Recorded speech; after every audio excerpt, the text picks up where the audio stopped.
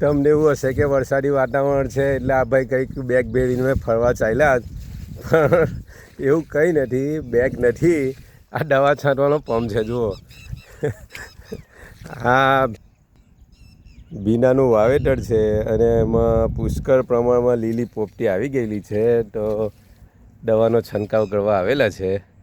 વચમાં કપાસ છે અને ભીંડા. જુઓ,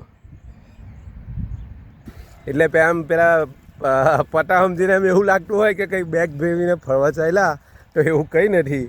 આ જુઓ, વરસાદ થઈ ગયેલો છે તો છે. જુઓ, કોઈ સેફટી નહીં અમારી, જોઈ લો છે ખેડૂતોની કોઈ સેફટી ખરી?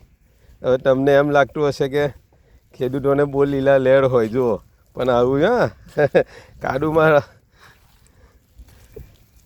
છે કોઈ સેફટી અમારી? જુઓ,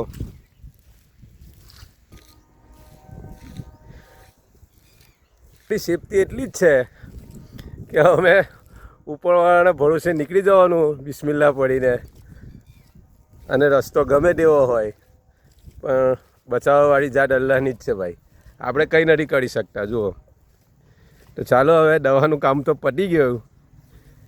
આ તો પંપ એટલે ભીડવો પડ્યો આપણે, કે પેલું એક પંપમાં કંઈક બેટરી ડાઉન થઈ ગઈ હતી એટલે મારે લઈને જવું પડ્યું, અને એક માણસ હતો એટલે બીજો પંપ તો લાવવો જ પડે પાછો, એટલે આ ખભે લગાવ્યો. જોઈ લો.